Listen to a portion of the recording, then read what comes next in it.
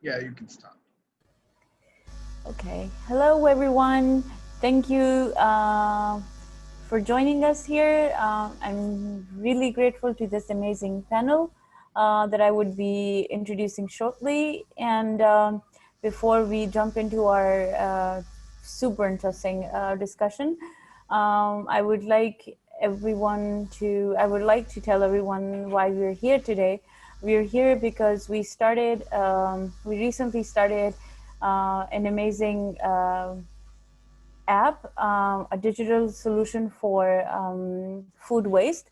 And as we all know that food waste is now one of the most pressing problems in today's world, in this fourth industrial revolutionary world. I'm sorry for the slip of her tongue.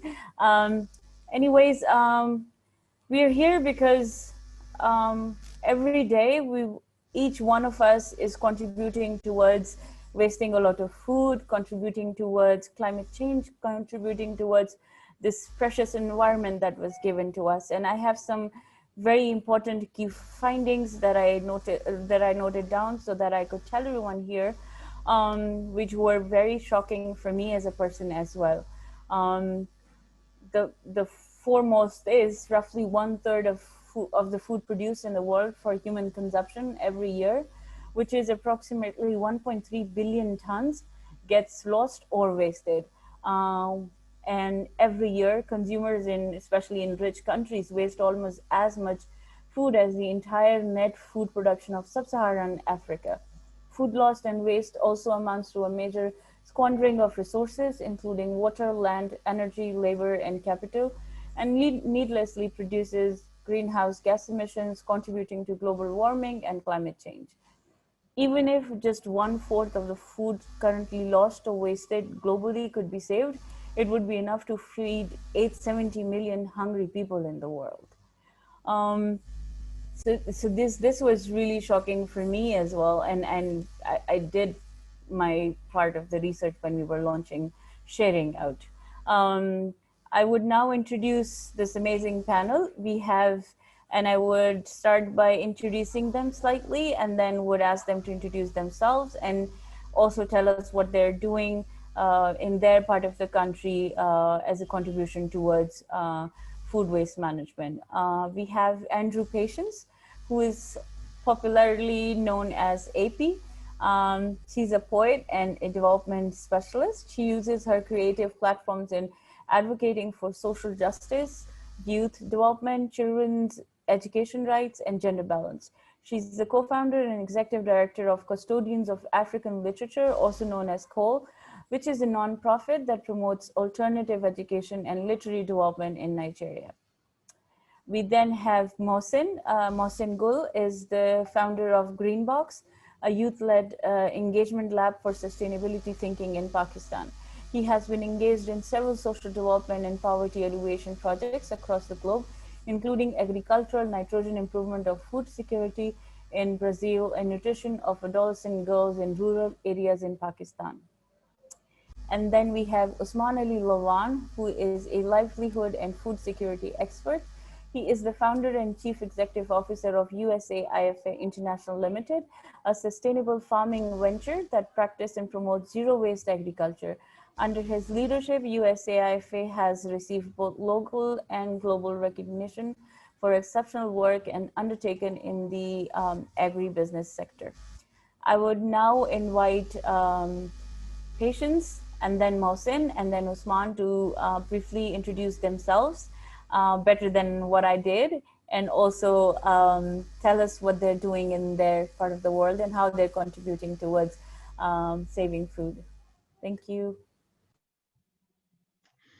Thank you, Huma. I mean, I think you've said it all. But one thing I would add to that whole introduction is the fact that currently work with an international nonprofit that is working to end violent conflict all over the world, and currently in over 30 countries at the moment.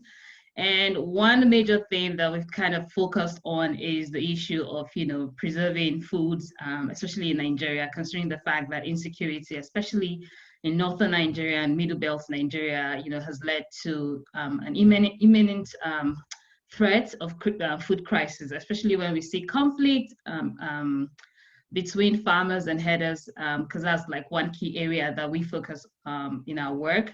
We also, try to talk to community members by utilizing tools of dialogues, town hall meetings, bringing the two parties together, because we realize that on one hand, farmers are saying that, well, it's subsistence farming that we do, and this is our source of livelihood. And on the other hand, herders are saying that, well, our cattle need to graze, and at the end of the day, you find out that lots of farms are being destroyed and crops are being destroyed, and this leads to conflict.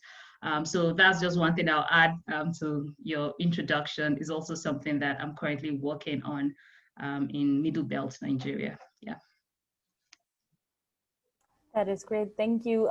We have lost Usman for a while, but I also forgot to mention Essen, who is also my co-founder for Sharing Out. And he's here to provide his support when and where we need it. Mohsin, if you would like to go ahead then. Thank you. Thank you, Huma, for the very kind introduction. And thank you, Essen, for extending the invitation to join the discussion today. I think this is a very important discussion to have. About myself, you've said most of it. I'll just introduce Greenbox. Greenbox is something we're trying for young people to take a space in this big social development paradigm in the country and play their effective role. And in doing so, we're trying to identify some of the key sustainable development areas where we require leveraging the potential of young people or the new thinking. And one of the areas is circular economy. So that's something Greenbox is really interested in. And we are trying to explore avenues. For instance, how do you reduce waste? For example, plastic waste. How do you use current supply chains to improve not just agriculture, but other areas of industries as well. In my other roles, I'm currently also a senior advisor with Asian Development Bank on a project for informal settlements in Indonesia. So we work alongside a lot of marginalized and vulnerable communities. So having that sense of lens to this discussion is also important. So I'm really looking forward to the discussion today and hoping we can have some good tangible outputs to discuss. Thank you. Over to Usman for his introduction.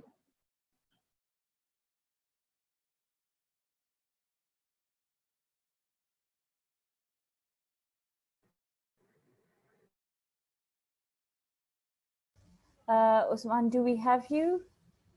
Can you hear us? Hello. Hi, Usman. Can you hear me now? Hello? Can Yes, you hear me? Usman. Yes, we can. We can hear you Okay. now. You can Great. close down your video if it's making your internet slow or something.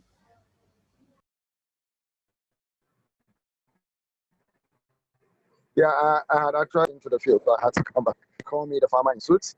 About 7 years ago, we started Usaifa International. It is a sustainable agri-venture. What we have done is we created a cycle of a process where the waste produce of one cycle serve as input for the next cycle. So for instance, we have farm fields where we produce grain like corn.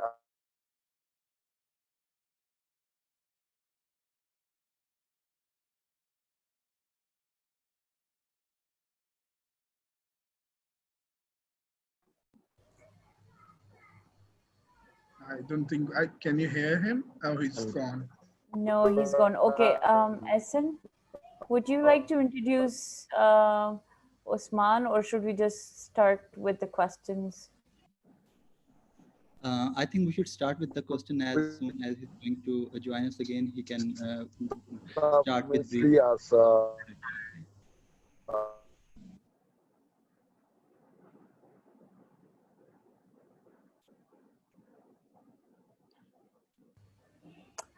It's okay.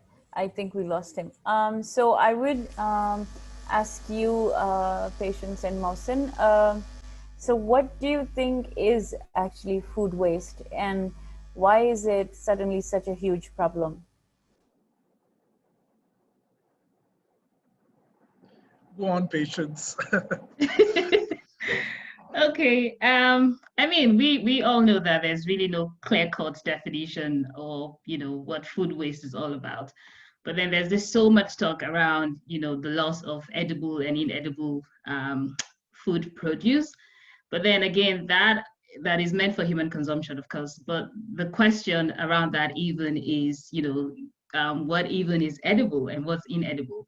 Because we have lots of differences from different cultures, from different religious beliefs as to what, certain people want to consider edible, as opposed to what other people think isn't edible, right? But at the same time, food is food, right?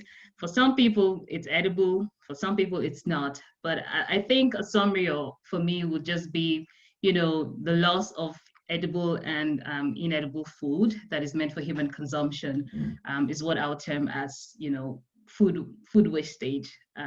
Yeah, I think I'll keep it as simple as that. To me, food waste is more like a greed problem than any other thing. And one's waste is an opportunity for another, even if it is to feed them. So I guess I absolutely agree with Patience. It's a very cultural and religious and multiple lens we look at food with, that, oh, this is dirty, or this is not enough, or this is not worth me. So very consumption oriented society, 21st century thinking, where we have had access to so much that we don't really care about most of it. And more than anything, food waste to me is not a production problem. We get enough food. It's more a distribution problem. Some get more than they deserve. And when they get more, they lose the sight of that they have to share or they have to give back or something like that. I can see Usman's here. Usman, what's food waste to you?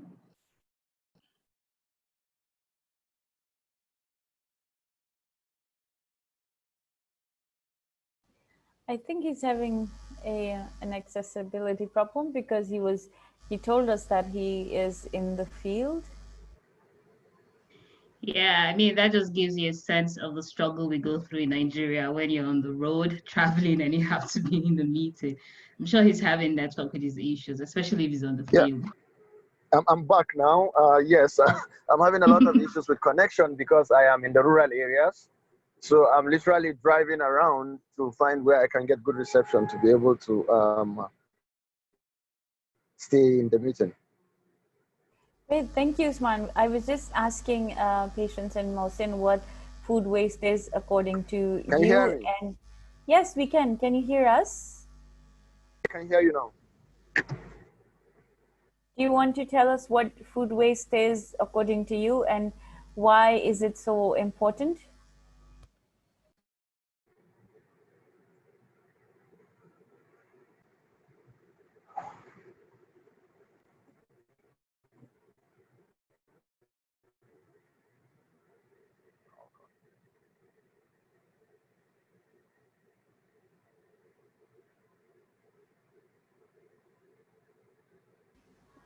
So, Usman, can you hear us? Yes, I can hear you now. So, do you want to tell us about food waste, what it is, and why is it so important? Yeah, I liked your opening where you spoke about if we're able to save the food waste in the world, about 870 million people can be fed with it. The irony is every day about 823 million people go to bed hungry. We are trying every day to see how we can increase production of food and sustainable agriculture. For me, it is more a problem of food waste and food loss. There are two things. The first is food loss, which happens mostly in poor countries, like in Africa, in sub-Saharan Africa. For instance, between whatever crop you take, between 30% to up to 70% of the produce goes to waste post-harvest. So if you take a vegetable, for instance, in Nigeria alone, we lost about 70% of all the tomato plant that we produce from the market from the farm before it gets to the market. However, in rich countries, most of the food waste happens on the dining table. So people have more than enough food and they cook more than what they need, and so they have to waste food. This is what happens in rich countries. Alternative, on the other hand, in poor countries, what happens is the farmers are not able to farm in a manner that is sustainable, and because of that, they lost about 40 to 60% of all the produce that they harvest on the farm before it gets to the market or before it gets to storage facilities. Thank you so much. It is indeed very sad when you look at the facts, when you look at the statistics, and when you look at the way we're living our lives. And it all just comes down to the individual effort, what you, me, and us are doing together and individually to stop wasting food or to contribute to saving food loss. I would now ask all of you to answer how does food waste actually affect us? I mean, there is obviously a lot of talk going around the world. There is, you know, the SDGs are there, the UN is doing a lot of work in this, all the non-profit organizations, the entire development sector is doing a lot of work into it. The, you know, organizations involved in agriculture and food industry, hospitality, they're all, you know, they're all key stakeholders into this. But how does a layman understand how does food waste and food loss affect us individually and globally?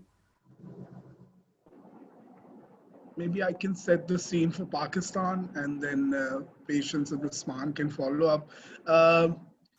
I don't think they're doing enough, firstly. Even if they are the key stakeholders, no one is taking this as a food emergency that needs to be taken care of. Pakistan, about 36 million tons of food is wasted annually, out of which you can say 40% of the food is wasted, but most of that food, out of that 40% is coming from high end and restaurants and places. So more than an individual, it's the businesses that are causing or being a big part of the problem. We also, very similar to Nigeria, have a lot of agricultural losses throughout the supply chain.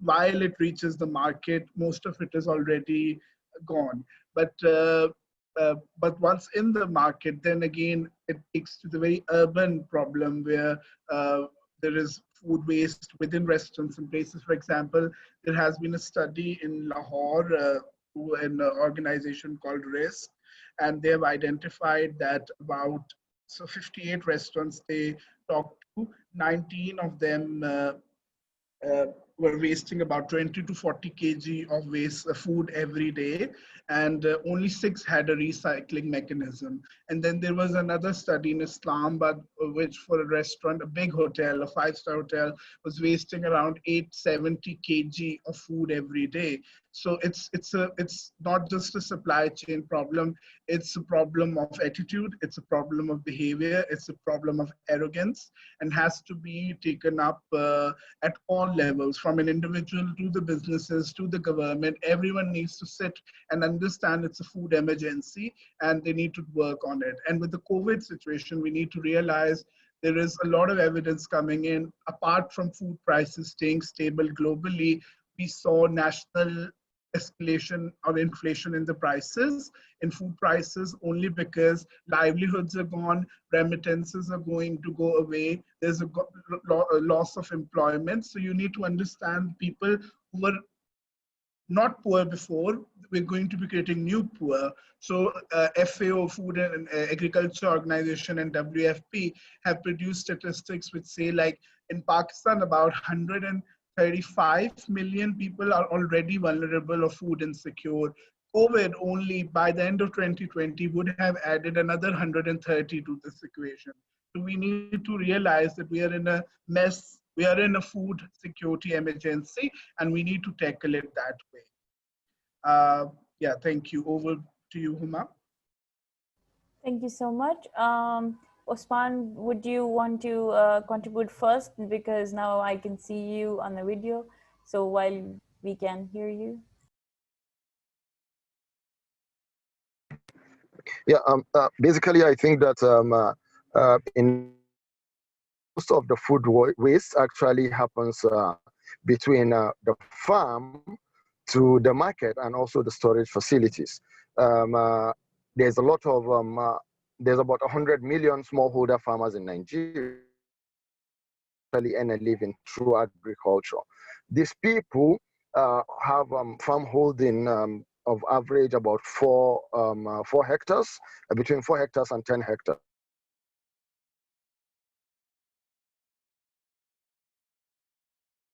Machineries and equipment because there is no streamlined de-risking measures that can help them be able to acquire loans to be able to have these machines. So for instance, when you produce say rice, I'll give you an example with rice. When you produce rice in Nigeria, usually so they have to lay it down on the mat and then use the sticks to corn maize. Nigeria, about 80% of it comes from the time of harvesting up to the time of market or to the storage facilities. Also, storage facilities are very poorly done because they are very localized in Nigeria. These are by our great grandfathers going over 100 years ago. So I think that what this has done to most of the farmers is that it has made them to become even poorer. So you see a farmer who produces say maize this year, once it's time to plant for the next season, they are struggling to be able to find money for seedlings, for pesticides and herbicides, simply because they have lost most of their produce along the value chain. And they are not able to make enough money to be able to keep them in business. And so basically, this is the way I think that food waste is affecting the rural farmers. But also our restaurants in Nigeria, I know they do have a natural recycling mechanism, because you have a lot of people who go to these restaurants and wait for leftovers. And I think that is a system that, if institutionalized, will help in terms of food waste at the top level, where you have restaurants and affluent people. Thank you. Thank you so much. It is indeed quite disturbing to see how things are in other part of the world as well. Patience, I would ask you now, request you. Oh yeah, so I mean, Usman has just said it all. What I would just add to what Musen did say, and Usman, for Musen also, he saw that the whole talk about food wastage has to do with to some extent greed and attitude of people. And I mean, in our own country, Nigeria, to be specific, whereby there's this threat of food scarcity, but at the same time we're wasting a lot of food. The question then comes to mind is, how come we have this threat by the corner at the same time we're wasting so much food? And like Usman did say, most of the food wastage we experience here has to do with the post-harvest process of when the produce leaves the farm, and then before it even gets to the market, our processing system is quite poor, storage is poor, and all of that. And by the end of the day, you realize that we're losing so much. And the effect of this also, like he did really point out, was the fact that it also leaves farmers poorer, because I mean, we do lots of subsistence farming in Nigeria, right, whereby farmers have access to middlemen who are like the ones who buy from the farmers and then take to the market. And at the same time, most farmers even do not even know up to what level that their farm produce gets to, and how it's even preserved before it reaches the final consumer.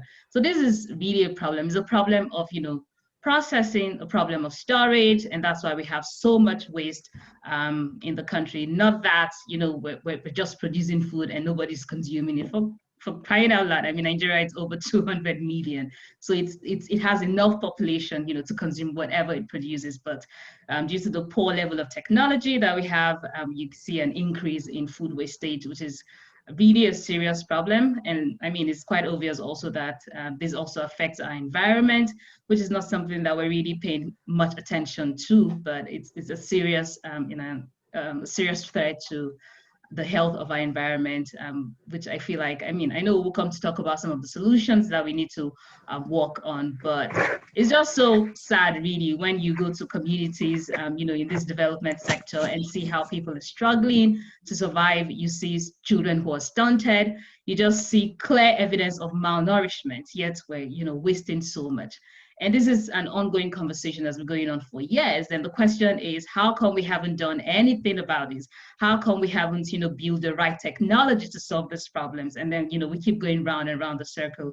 It's just really disturbing. And I think also when we come to talk about the solution, I'll do share my experience. You know, first time being in the US, one of my culture shock was, how come there's so much food wastage here? You know, it was a shock to me to see that people take what they can't finish or what they can't consume. And coming back from where I'm coming from, I mean, you only take what you can consume, right?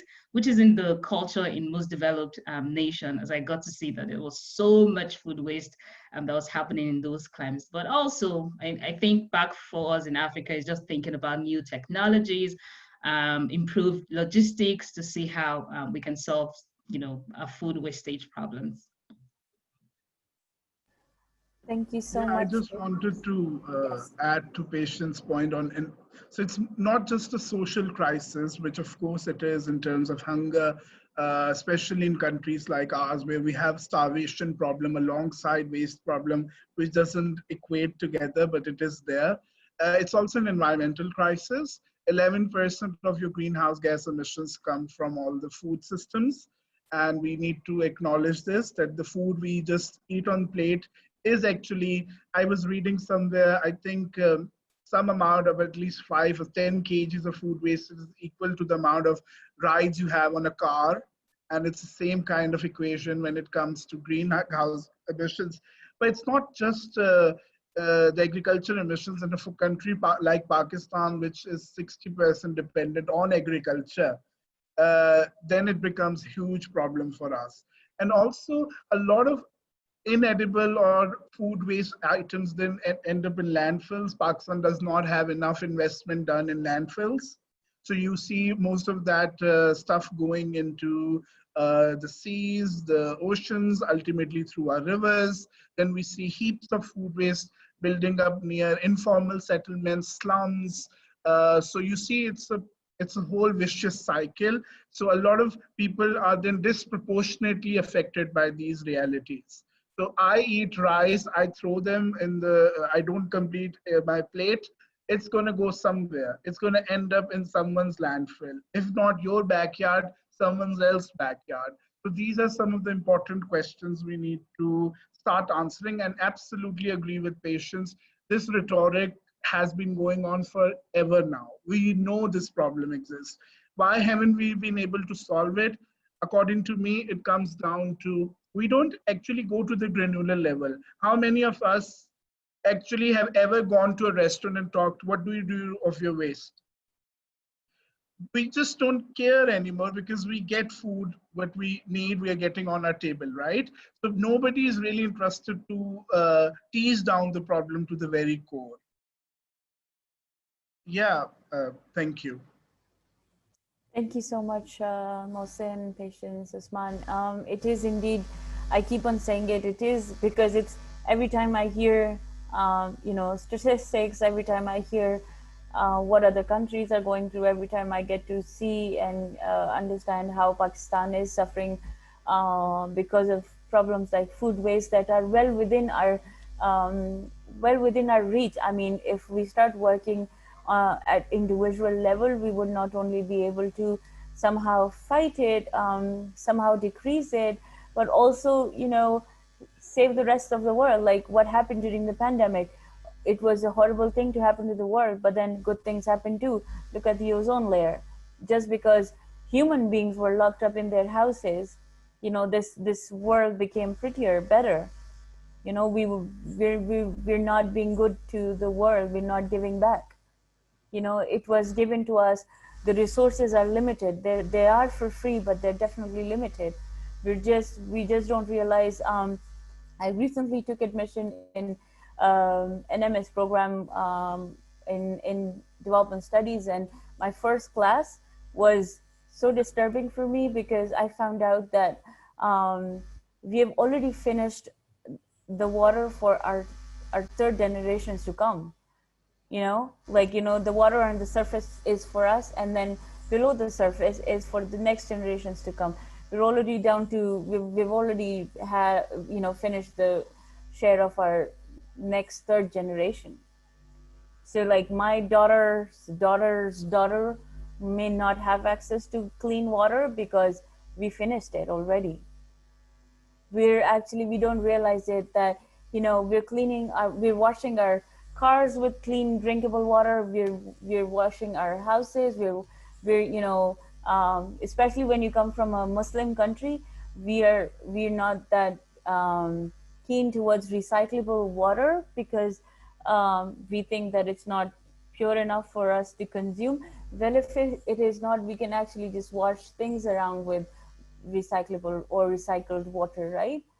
The rest of the world is doing it, and Pakistan still does not realize it. You know, we're still, there were times, technically, the tube well technology should not be legal here, because the water level has gone down so low that we should not be installing tube wells. But hey, this is what we have in every house, right? This is where our fresh water comes from. So I would now ask each of the panelists to tell them how can we reduce food waste, what you're doing in your respective countries, in your respective roles, and what would you suggest for the rest of the world to maybe contribute towards it.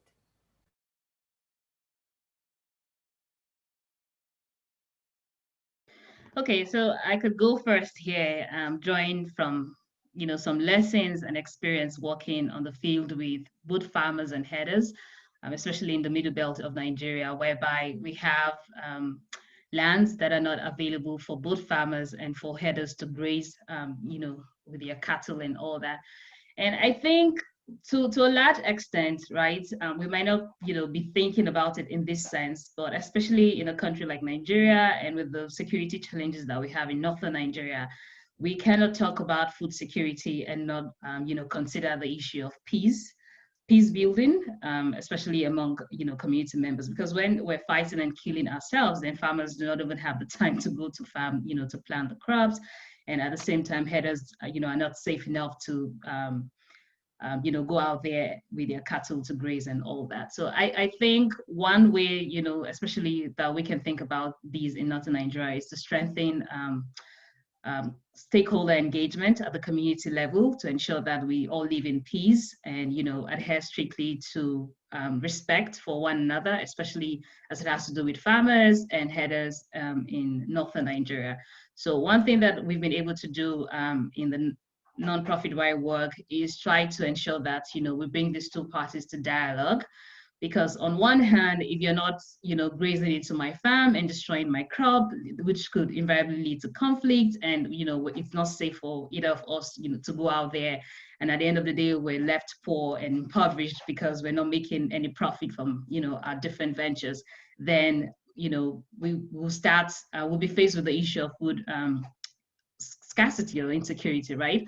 So one thing we do is try to bring these two parties to dialogue to see how we can find, a common ground for them to, solve any issues that they're having, so that on one hand, farmers are happy, and then on the other hand, herders have enough land for them to graze with their cattle. But I mean, I won't go into the details of this particular conflict in Nigeria because it's enormous if we have to dissect the problem. But I think dialogue has really helped both farmers and herders, to live in peace, and that way leading to less destruction of crops and also less destruction of livestock, especially in Middle Belt Nigeria. So this is something that we're currently doing.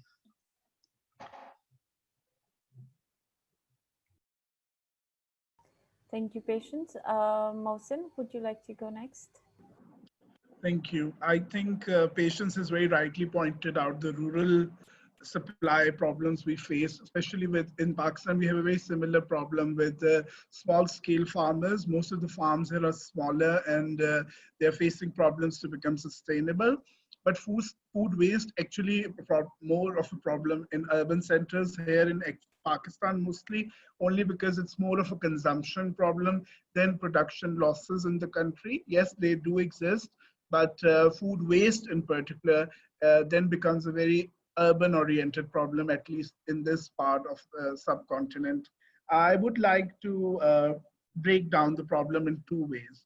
First, I'll try and explain you the strategies that could be done, but then I'll take you to the reality of what is out there in Pakistan. Let's say we'll take an example of a business or a restaurant, and then we'll see what are the problems, okay? So Refed USA identifies three key areas in which we can tackle food waste. First of all is prevention, right? We can have prevention strategies for food waste. Second is channelization and repositioning. Okay, I can't eat it, who else can eat it? Who else can use this food? I don't like to call it waste, but food, additional edible food that is there. And thirdly is food recycling, right? How can it be reused in the system? So there are multiple examples of various ways through which all three can be done. For example, in food prevention strategies, there is demand forecasting. How many of restaurants or places or even agricultural organizations want to do demand forecasting for the product? So they buy as much they have to consume, right? So that's one of the prevention strategies. Second is I order as much as I have to eat. I don't get a big plate of fries or something with my meal just because I get it in the price. So that's the way we can do it. The second is food channelization and recovery, right? So for example, if we have cold management systems, and especially in hotter countries like ourselves, a lot of food goes to waste because there is no cold chain management. So it stays on the shelf in the kitchen, and then it goes bad. So if we have cold chain management, that's one way we can recover a lot of food that can actually go to waste. And then is food recycling or food upcycling. For example, what happens to the fish trimmings? Are they used to make finger fish? Maybe not. No one's thinking about it. What about pomegranate? Once you take it out, the bud that is left or the husk, that could be actually sold to pharmaceuticals. Or the chicken feet that are not consumed by a certain class in your country goes to another class in the country. And if they do not even consume it, where do they go? Do they go back to the chicken feed? So these are some of the key questions we now need to start asking ourselves for every food item we interact with. Now, this is one way I've shown you some of the strategies. Let's look at a reality of a restaurant, okay? If you go to a restaurant or a food business in Pakistan, there are three types of them: high end, middle end, and the lower end. So A, B, C. What usually happens is high end restaurants, whatever food is there, waste is done, they sell it to the middle restaurants, and then they sell it to the lower restaurants. So sometimes that's the way they're recycling it, okay? But with the new SOPs or the standards or procedures which have been set by the food authorities in Pakistan, it's been very stringent and people are worried about mostly liability. If food is going from their kitchen and someone dies or someone acts that they're dead or got food poisoning because of your food, so liability is a big problem when it comes to someone sending food to someone, other person. Then transparency. If I am donating food to one community NGO or a CSO, what are they going to be doing about it? So in a study that was done in Pakistan, there are so many references where people say, we sent it to the madrasa or the CSO or the slum, but they resold it to another restaurant. So it's an attitude problem, again, at the supply and demand side. And finally, when you talk to the restaurants or these owners, business owners, what do they do of the food they waste? So all the food that is non-perishable, for example, canned juices, drinks, stuff like that, usually it's contracted out to suppliers who will take out material that is expired and replace it in the inventory. So the restaurant has no concern to quickly use the expired products. So they don't have motivation because the supplier by contract will refill the inventory whenever needed. One is this problem. The other one is the perishable items like meat, dairy, which go off very quickly. Usually with the SOPs, they cannot be reused after 24 to 48 hours. So the window of doing something with the food is often very small. And that is where you have to be proactive in terms of identifying. You could have MOUs with charities, you could have procedures in place to recycle food and all. So what we need to really do is, in some countries like in France, if your restaurant is more than a certain size and you are buying more than you will use, you will find a heavy amount of money, right? So that's like a negative reinforcement or way to deal with it. On the other hand, positive reinforcements would be, for example, I worked with WWF, Worldwide Fund for Nature in Pakistan, and we created something called the Golden Bin. So we placed it outside in some schools, and we were encouraging young children not to waste food during cafeteria break. So any bin which had less than a certain amount of waste was labeled the golden bin. And at the end of the week, that bin would win. So that was like a positive incentive or a reinforcement of a concept of sharing out, basically. And that is when that's where ICT can really play a key role now, with how connected we are, for communities to start seeing how they can, for example, create donation management softwares and things like that. We can go about it forever, but I'll send it to Swan now. Sorry. No, thank you so much, Mohsen. It's always a pleasure listening to you. Usman, I would like to ask you if you're around.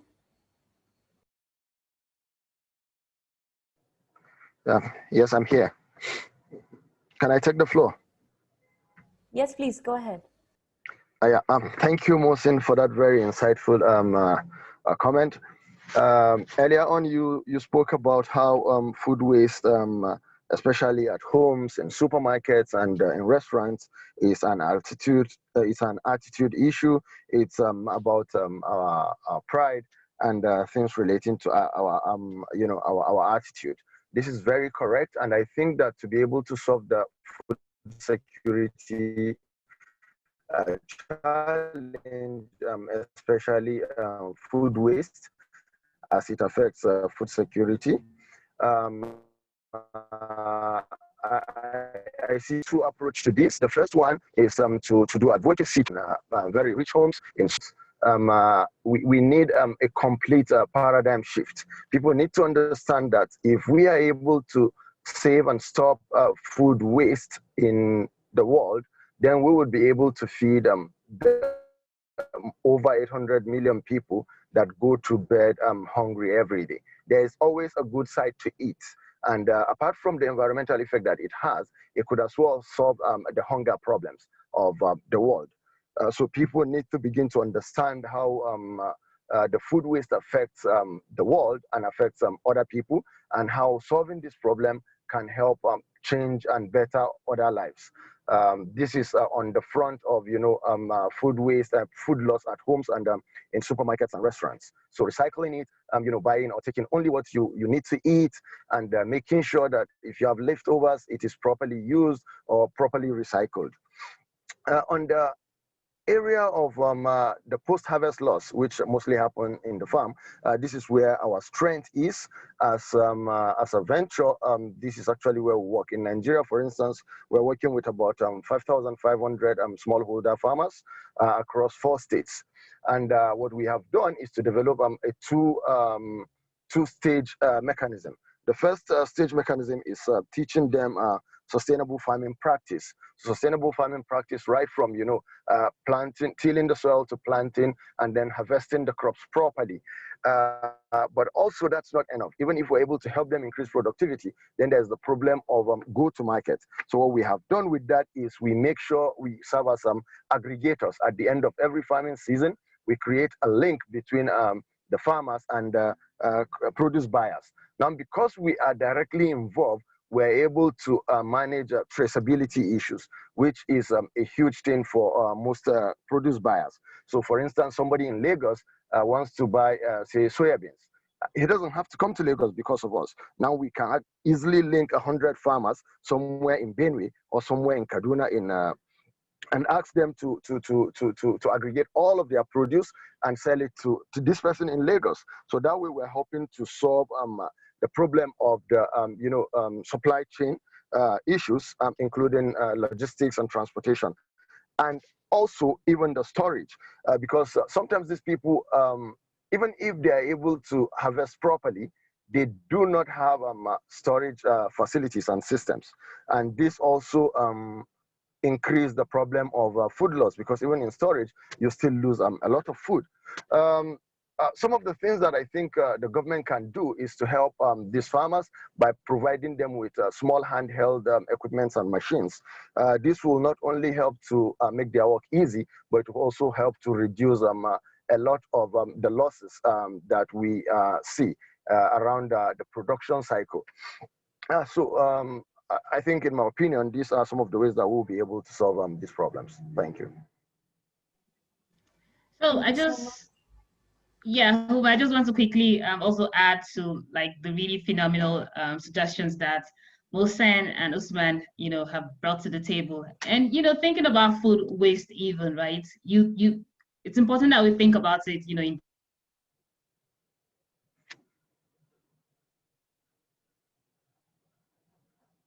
different phases, because there's a lot that happens post-harvest, and then there's also whereby, sorry, can you guys hear me? I think my network went off in a minute. Can you hear me now?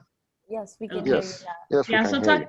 Yes, so talking about the loss that happens at the post-harvest stage, and also when we have finished food, is something, and like Mohsen did mention earlier on about thinking of solutions. We cannot do this without improved technologies, right? And just like what Usman is doing and what Sharing Out is also doing in Pakistan. I mean, these are very innovative ways that we can step into solve this particular problem. And I see technology as a huge part of all solving this particular problem. But also thinking about advocacy and different strategies that we need to implement to ensure that people even understand that this is a problem, right? Because a lot of people really do not care. And it's also because they do not know that this is a problem, not just to the environment, but, to us as a people, to nations of the world, and, whatever you, but thinking about advocacy is key, but really thinking about technology is like a very important aspect of us, solving this problem. Better logistics too, right? Because on one hand, we have, phenomenal produce that gets out of the farm. And then on the other hand, before it even gets to the market, it's spoiled. I mean, we've all gone over these over and over again, talking about it today. So what kind of technologies do we need to put in place to ensure that we reduce food wastage? It's something that I think we need to really pay key attention to. And it starts with having innovative ideas like the phenomenal work you guys are already doing, but also really thinking about it in a systemic, at a systemic level, right? Beyond just what key entrepreneurs are doing. At a systemic level, what can the government do to ensure that some of these ideas, are implemented and are executed to a point whereby we see a drastic reduction in the food wastage that we're experiencing at different countries. And honestly, for me, having improved technology is like a very important aspect of it. Huma, I just wanted to add to Patient's point on different technologies. Like blockchain is a great solution. Think about how expiry date is a big problem. Like people don't know, is it expired or not? Is it best before date has been reached or not? So if we have for businesses or organizations to have, they already have ERP systems or invoicing systems. If they can also have a food management system on the equal side, and they have ways through which they can sense from the very beginning of from coming to the farm to the very end user and beyond. So that's so important to acknowledge. And as I said, food donation softwares are equally important, but anything in IT is garbage in, garbage out, as long as users or consumers are not willing to work on it. while we were having this discussion, one of the viewers pointed out on Facebook that even if we want to give out food, we just feel that they would think of us either looking down at them or considering us poor. But to that, I would say, do good anyways. It's how you treat people is important. It is an ego problem to ask for food from someone. That's the reason there's a lot of hunger problem in our country, and it's going to increase further. Uh, but I think there are different ways to do it. For example, I know a friend who put a small, they had they were going to throw out, a little, uh, like a refrigerator. So they put it outside their house and they just put whatever extra food they create every day outside and that. But the other part of the problem is then it's not your problem to go and see who is taking it. So you do good anyways, and regardless of who will be using it or consuming it and stuff. So it's very important that we need to do that. And I can see another question around accountability of restaurants in Pakistan. It's the job of the government to ensure there are mechanisms in place for the food to not go wasted. We have enough people going hungry every day to bed. It's a food emergency. The government needs to, especially the local government, needs to put in procedures. And Pakistan already has provincial food authorities. For example, the Punjab Food Authority, if they can have an SOP of making sure that the food is donkey free or fresh for a certain people, then it's their responsibility to also make sure that the restaurants give the right amount of food to the people who most deserve it. And they have to help initiatives like Sharing Out, who are creating that platform, and take it and scale it up to most businesses and places as possible. Thank you. Thank you so much, Mohsin, and Andrew, Patience, and Usman for your insightful comments and answers to all these questions. If we do not have any more questions from the audience, I would just wrap up the discussion here and then request two things. One from my co-founder, Essen, to come forward and maybe in 2 seconds or 30 seconds to describe what Sharing Out is actually doing. And then I would ask you, Mohsin, Patience, and Usman to maybe say one line about the importance of food wastage and our contribution towards it. Because, you know, when food is disposed in a landfill, it rots and becomes a significant source of methane, which is 20 times the global, which has the 21 times the global warming potential of carbon dioxide. You know, so like if people can understand how significant it is for us to contribute towards decreasing food wastage at individual level.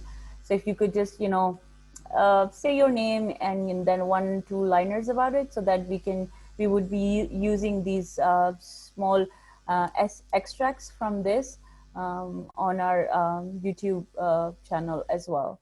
So I would first just ask Essen to come forward and maybe take 30 seconds in describing what Sharing Out is doing for food wastage. Thank you. Thank you so much, Huma, for inviting me and asking me to share about what is Sharing Out. And also thank you for moderating this session. And I'm also very thankful to all our panelists for, you know, this thought-provoking actually discussion and to highlighting that what is food waste and why food waste is the problem.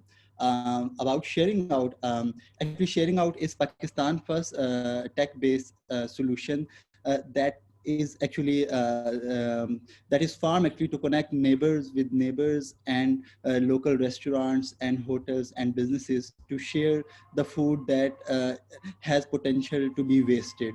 So by using Sharing Out platform, or I would say Sharing Out app, you can share your food that has potential to be wasted just in 3 easy steps. What you all need to do is to download app and sign up for an account, take the picture of food that you think is going to be wasted and post it on the app. On the other hand, the person who will be in need of the food, he can open the app, browse the nearby listing, and request on the app and pick up from the lister house. So it's first of its kind, solution to the food waste here in Pakistan, and we are hoping to launch this app at the end of this month, and we are also expecting that in collaboration with a government department, civil society organization, and social activists plus volunteers, we will inshallah make big impact in this issue of food waste. Thank you. Inshallah, thank you. I think Mohsen, if you would want to go first, and then Patience, and then Usman, and then we can happily wrap up. So I'm Mohsen Gul, and I have two messages. One is for the people. The world has enough for your need, but not your greed. So make sure that you remember that the next time you eat. And second is with the government. We belong to this part of the world, and with this vision that even if a dog dies of hunger on the street, you are responsible. So make sure that you get your act together and start helping where the most help is needed. Thank you. All right. So for me, I will talk about these, at the production, not the production level, but at the point, where we make food at home. Because honestly, if people just, make only food that they can consume per time, that way, we don't have to waste what we do not need. So coming at that level, at the consumer level, is thinking about how, we should only get what we need per time and not have to buy so much. And at the end of the day, it ends up becoming waste. So thinking about these, at the home front is very key, and teaching, younger generations of the importance of food, because we rely on food to survive, right? So having, that level of respect, because it goes into your body, right? So you should treat it with that level of respect, right? And not just, take too much than you need, is what I'll say, a message I'll say to the world, yeah. Thank you. Usman, it's your turn now.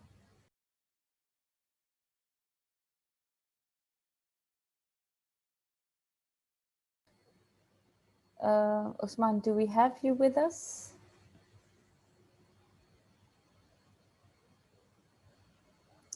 Okay, I think we've lost. I'm here. I'm okay. here. I'm actually muted. Can you hear me now? Yes, we can. Please go ahead. Yes. So my message is simple. I think achieving food security is possible. However, this will require deliberate efforts from all stakeholders, the government, the private sector, and individuals, in ensuring that we help to reduce the food loss and food waste. There can never be national security without food security. Thank you. Thank you so much. This has been very insightful and a very interesting discussion, very productive, and we would continue to hold these webinars from time to time, depending on how things evolve. But thank you so much, each panelist, for your precious time. I know you guys are super busy in changing the world and making it a better place. You are my personal heroes. Thank you so much. Thank you, everyone. Bye-bye. Thank you, Thank Huma, you. for hosting us. Thank you, Huma. Thank you, Busan and Usman. Yeah, thank you, Patience. Thank you, Musan. Thank you, Huma. Bye. Thank you very much. Bye-bye now.